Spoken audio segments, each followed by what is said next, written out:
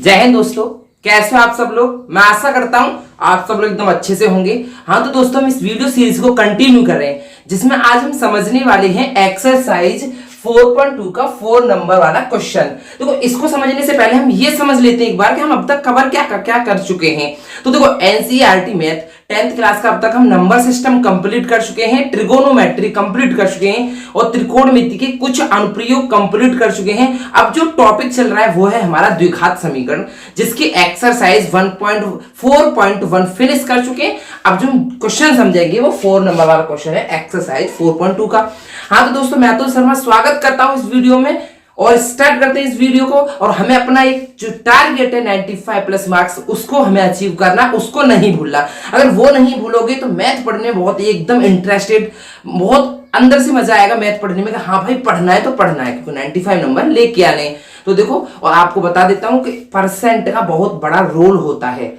जब कोई संविदा पे वैकेंसी निकलती है तो वहां परसेंट का रोल होता है। तो बस ये समझ जाओ, परसेंट इस बार हमको अच्छी बनानी है और वो हर सब्जेक्ट में बनानी है। 9th और मैथ में एक ऐसा सब्जेक्ट है, आप चाहो तो 100 में से 100 लेके आ सकते हो नंबर। ये 100% श्योर है कि एक नंबर भी नहीं कटेगा मैथ में, क्योंकि इसमें राइटिंग के नंबर नहीं होते, कुछ भी नहीं। सिर्फ जो आपने क्वेश्चंस किया एकदम परफेक्टली स्टेप बाय स्टेप किया है तो नंबर आपके बिल्कुल नहीं कटेंगे। हाँ तो स्टार्ट करते हैं, क्वेश्चन सॉल्व करते हैं। थोड़ा इसलिए बता दिया मैंने आपको कि आपके मन में एकदम पढ़ाई के प्रति और ज्यादा लगे, क्योंकि देखो जब तक हमारा कोई टारगेट नहीं होता उससे पहले हम अगर कोई पढ़ाई करते तो वहां कुछ नहीं होता।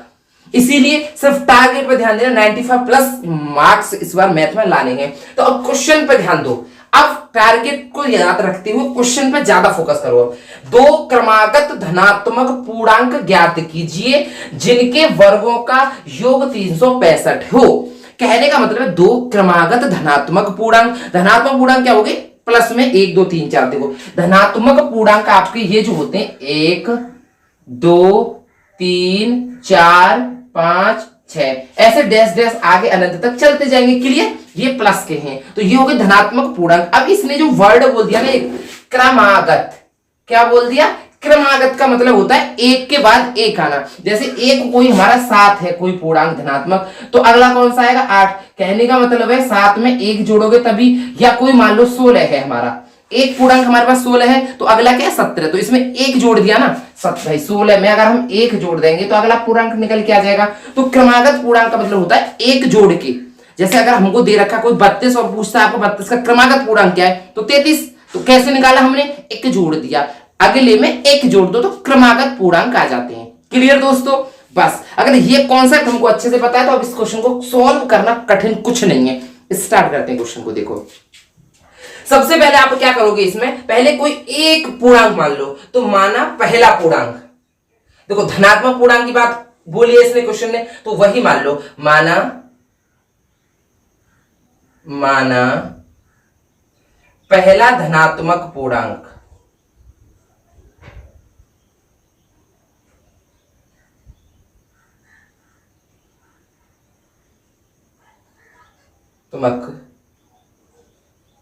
पूर्णांक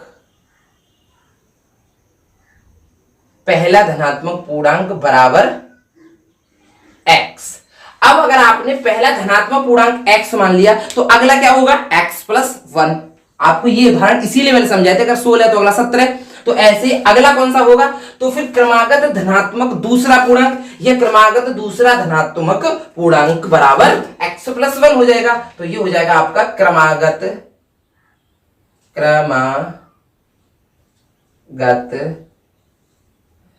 दूसरा धनात्मक पूर्णांक। बस यहां यही कॉन्सेप्ट समझने वाला बात है। बस धनात्मक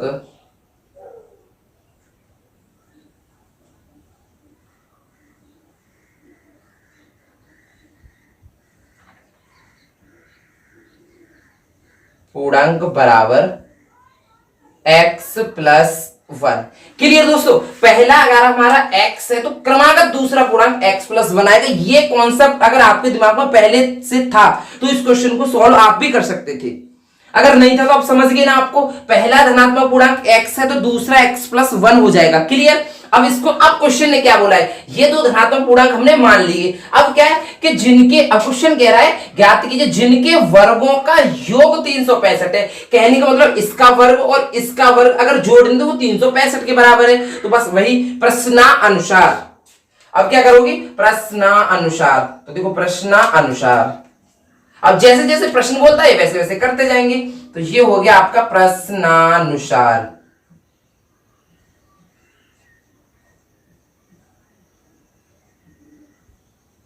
प्रश्नानुसार। अब प्रश्नानुसार क्या है, देखो प्रश्न ने क्या बोला है, जिनके वर्गों का योग। कहने का मतलब पहले धनात्मक पूर्णांक का वर्ग करो। तो देखो x का वर्ग करेंगे, क्या करेंगे, x का वर्ग। क्लियर, इसका वर्ग, जिनके वर्गों का। दूसरा धनात्मक पूर्णांक क्या है, x प्लस 1। तो देखो पहले का वर्ग हमने x का कर दिया, दूसरे का x प्लस 1 लिख लेंगे इसको, और इसका होल स्क्वायर कर देंगे, वर्ग हो गया। जिनके वर्गों का योग 365 है, कितना है, 365, तो बराबर 365। अब देखो प्लस का साइन क्यों लगाए, योग बोल दिया। अगर यहां पर योग की जगह अंतर बोल देता तो इस प्लस के साइन की जगह माइनस का चिन्ह आ जाता, बस, और कुछ फर्क नहीं पड़ता इस क्वेश्चन में। क्लियर दोस्तों, अब हम इसको सॉल्व करेंगे। तो देखो सॉल्व कैसे करेंगे वो मैं आपको बता देता हूं। एक्स का स्क्वायर क्या होगा, एक्स स्क्वायर। एक एक स्टेप बाय स्टेप समझाता हूं जिससे आप कंफ्यूज ना हो। एक्स का स्क्वायर एक्स स्क्वायर हो गया। अब इसको हम a प्लस बी के होल स्क्वायर से फॉर्मूला को खोल देंगे। क्योंकि x प्लस 1 है तो a प्लस बी वाला होल स्क्वायर, तो a स्क्वायर प्लस के बी स्क्वायर प्लस के 2ab। तो a क्या है हमारा, यहाँ पे a है आपका x और b क्या है हमारा 1। तो a का स्क्वायर करोगे तो क्या हो जाएगा दोस्तों, x स्क्वायर। क्लियर, प्लस फिर b का, तो 1 का स्क्वायर। एकदम स्टेप बाय स्टेप समझते जाओ, 1 का स्क्वायर, और प्लस होता है 2ab। तो 2a कितना है x और b कितना है 1, और बराबर में आपका चल रहा है 365। बिल्कुल कंफ्यूज होने की जरूरत नहीं, पूरा क्वेश्चन स्टेप बाय स्टेप समझाऊंगा मैं आपको। अब देखो, अब पहले इसको सॉल्व करते हैं। देखो एक्स स्क्वायर प्लस के एक्स स्क्वायर। अब देखो 1 का स्क्वायर क्या होता है, 1। देखो एक की कितनी भी पावर हो उसका आंसर 1 होता है, ये समझ लो। फिर देखो 2 का 1 में उड़ा करेंगे 2, 2 एकम 2 हो गए, 2 का x में करोगे तो ये हो जाएगा 2x, और बराबर में आपका चल रहा है 365। यहां तक किसी को कोई प्रॉब्लम नहीं होनी चाहिए दोस्तों। फिर क्या करेंगे, देखो अब ये एक्स स्क्वायर का पद एक जैसे पद है, एक्स स्क्वायर और दोनों है प्लस के, तो इनको जोड़ लो तो ये हो जाएंगे 2x स्क्वायर प्लस, फिर देखो 2x लिखते हैं, क्यों लिखते हैं, x की घटती हुई घातें लिखते हैं हम। तो x की सबसे पहले 2 घात लिख ली, फिर 1, अब उसके बाद इस संख्या को लिख देंगे +1 और बराबर 365। एक और स्टेप बढ़ाता हूं मैं आपको समझाने के लिए। अब इस 365 को इधर पक्षांतर कर लो तो ये हो जाएगा आपका 2x स्क्वायर प्लस के 2x और प्लस के 1, और ये 365 जब इधर को आएगा तो ये हो जाएगा माइनस के 365। क्लियर, बराबर 0। क्लियर दोस्तों, अब क्या हो जाएगा, देखो क्वेश्चन समझो, इसको रफ करते हैं पहले। देखो अब क्वेश्चन समझते हैं, क्वेश्चन क्या समझते हैं, देखो अब 2x स्क्वायर तो यहां पे ऐसे ही रहेगा। देखो 2x स्क्वायर प्लस के 2x भी ऐसे ही रहेगा। अब 365 में से 1 घट जाएगा तो अब आपके बचेंगे माइनस के 364 बराबर 0। किसी को कोई दिक्कत नहीं होगी दोस्तों। उसके बाद अब क्या करोगे, अब एक काम और कर सकते हैं, क्वेश्चन को ज्यादा सॉल्व छोटा बनाना है तो इसमें से 2 कॉमन ले लो। क्या कर लो, 2 कॉमन ले लो। तो 2 कॉमन लेंगे दोस्तों तो यहां बच जाएगा, 2 कॉमन लेने का मतलब होता है 2 का भाग लगाना। तो 2 से 2 कट गया एक्स स्क्वायर, ऐसे 2 से ये 2 कट जाएगा तो यहां x, और अब 364 को 2 से काटेंगे तो 2 एकम 2। देखो पहले इसमें देंगे 1, यहां बच गया और 6 16 हो जाएंगे, 2 अट्ठे 16 और 2 दूनी 4 बराबर 0। यहां तक किसी को कोई प्रॉब्लम नहीं होगी। उसके बाद इस 2 को इधर पक्षांतर कर दो तो यहां बच जाएगा एक्स स्क्वायर प्लस के x माइनस के 182, और जब ये यहां देखो ऐसे हो जाएगा 0/2। अब ये आ जाएगा आपका 0/2। और आप जानते हो जब किसी संख्या में भाग देते हैं हम, किसी 0 में किसी संख्या से भाग देते हैं तो क्या आता है आंसर 0। तो इसका आंसर रहेगा आपका 0। तो आप इस बात को यहां समझ लो। क्लियर दोस्तों, उसके बाद हमें द्विघात समीकरण की तरह से सॉल्व करना है। वो कैसे करते हैं वो मैंने आपको बहुत अच्छे से समझा दिया है। पहले इसको ना डिवाइड कर लेते हैं। देखो ऐसे। क्लियर। अब इसको कैसे करेंगे? सबसे पहले x का गुणांक लिख दी, तो इसके सामने कोई संख्या नहीं तो वहां 1 होता है, ये हमने 1 लिख लिया। क्लियर दोस्तों। उसके बाद अचर पद लिखेंगे विद चिन्ह के, तो गुणा का चिन्ह लगा के माइनस के 182, और इनका आंसर कितना आएगा? माइनस के 182 आएगा। क्लियर दोस्तों। उसके बाद क्या करते हैं हम, यहां पे जो इसका x का गुणांक होता है उसे लिख लेते हैं। x का गुणांक कितना है? यहां पर कुछ नहीं है ना, तो वहां 1 होता है, तो x का गुणांक हो गया 1। अब हमको करना क्या है दोस्तों? देखो दो ऐसी संख्या फाइंड करनी है कि गुणा करे तो 182 आई, और अब ये आया माइनस का चिन्ह, तो घटा के 1 आना चाहिए। अगर ये प्लस का आया था तो जोड़ के 1 आना चाहिए था। क्लियर। तो अब देखो हमें इतनी बड़ी संख्या अगर जल्दी फाइंड नहीं कर सकते, उसकी भी एक ट्रिक है। वो क्या है? 182 के गुणनखंड कर लेते हैं। क्लियर दोस्तों। 182 के, देखो मैं आपको वैसे बता दूं 13 और 14 है, लेकिन फिर मैं आपको देखो कैसे समझाता हूं। देखो अब 182 के हम कर लेंगे दोस्तों गुणनखंड, तो देखो 2 से काट दो, तो 2 निम 18 और 2 एकम 2, और फिर 2 से कट नहीं सकती, 3 से कट नहीं सकती, 4 से भी नहीं कटेगी, 5 से नहीं और 6 से नहीं कटेगी, ये 7 से कट जाएगी, और 7 एकम 7 और 2 बच गए, 7 तिया 21, और फिर 13 एक अभाज्य संख्या होती है, 13 से कटेगी। अब इनका आपस में गुणा करो तो 7 दूनी 14, और देखो 14 और 13 का गुणा करोगे तो कितना आएगा? 13 चौका 52, हासिल को 5 बच गए, 13 एकम 13 5 18, तो 182 आ गया। और घटा के देखो 14 में से 13 गई तो कितने बचेंगे? 1। आ गया ना समझ में? तो हमें संख्या मिल गई 14 माइनस 13। और अब इस क्वेश्चन को सॉल्व करना आधा सॉल्व हो गया, ये समझो। अब इसे कैसे लिखोगे? एक्स स्क्वायर और प्लस का साइन लगा के, जो एक्स है ना, या इस 1 की जगह, यहाँ कुछ नहीं तो 1 की जगह 14 माइनस 13, जो संख्या घटा के लाए ना उनको लिख देते हैं यहाँ पर। 14 माइनस 13 कोष्टक लगा के एक्स लिख दो, फिर बाकी पूरी की पूरी संख्या ऐसे ही लिख देते हैं 182 बराबर 0। किसी को कोई दिक्कत नहीं होनी चाहिए। उसके बाद क्या करोगे दोस्तों? इस एक्स स्क्वायर को एज इट इज ऐसे उतार दो। अब यहां है प्लस का साइन, अगर प्लस का साइन है तो कोष्टक की जैसे साइन की संख्या वैसे ही रहेंगी। तो देखो 14 प्लस की है तो वो 14 प्लस की रहेगी, एक्स और गुणा में आ जाएगा पीछे से। ऐसे माइनस के 13 है तो माइनस के 13 रहेंगे, ये एक्स गुणा में आ जाएगा, माइनस के 182 बराबर हो जाएगा 0। क्लियर दोस्तों। उसके बाद आप सब लोग जानते हो हम करते हैं दो दो के जोड़ा बनाते हैं, और इसमें जो कॉमन हो उनको ले लेते हैं। तो इन दोनों में कॉमन क्या है? एक्स स्क्वायर 14 एक्स में एक्स। कॉमन लेने का मतलब भाग लगाना होता है, तो x का एक्स स्क्वायर में भाग लगाएंगे, x टाइम जाएगा, अब प्लस x का 14 x में लगाए तो यहाँ 14 बच जाएगा। क्लियर दोस्तों। उसके बाद यहाँ जो साइन होता है माइनस का, तो माइनस का प्लस का है, तो प्लस का साइन कॉमन ले लो। उसके बाद देखो 13 और 182 में 13 कॉमन आ सकती है, 13 13 को भी काट देगी और 182 को भी काट देगी, तो हमने यहाँ 13 कॉमन ले ली। और अब देखो कोष्टक के बाहर माइनस का चिन्ह आएगा, दोनों के चिन्ह हो जाएंगे चेंज, अब दोनों संख्याएं हो जाएंगी प्लस की, भाग जो आंसर आएगा वो प्लस का आएगा। तो देखो 13 का x में देंगे, 13 का भाग जब 13 x में देंगे तो x बचेगा प्लस का, ऐसे ही प्लस का चिन्ह ये हो जाएगा। 13 का 182 में भाग दोगे तो 14 आएगा, दे के देख लेना आप। क्लियर।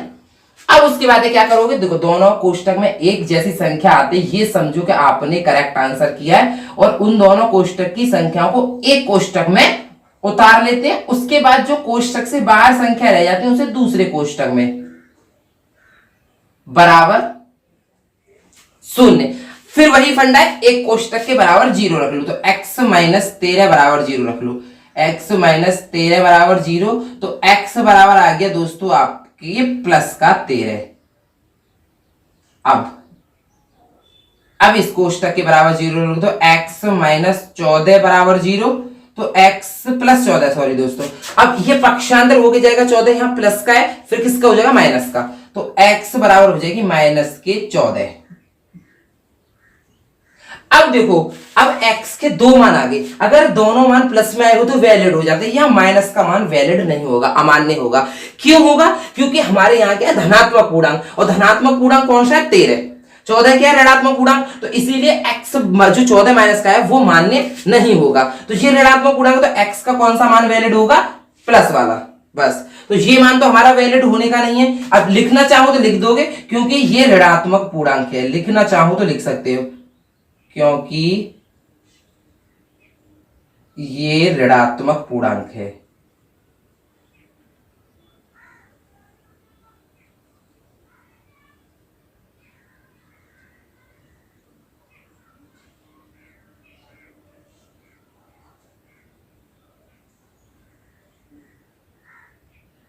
और ये वाला आंसर हमारा वैलिड हो गया। तो x का एक मान देखो, पहला धनात्मक पूर्णांक क्या माना था हमने x, तो पहला धनात्मक पूर्णांक आ गया हमारा 13, तो उसको यहां लिख दो पहला धनात्मक पूर्णांक। देखो पहला धनात्मक पूर्णांक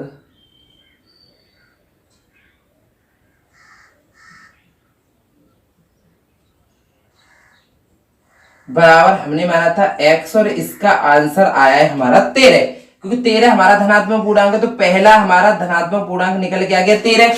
अब दूसरा धनात्मक पूर्णांक x+1 है, तो x की जगह 13 रख दो तो अगला 14 हो जाएगा। दूसरा धनात्मक पूर्णांक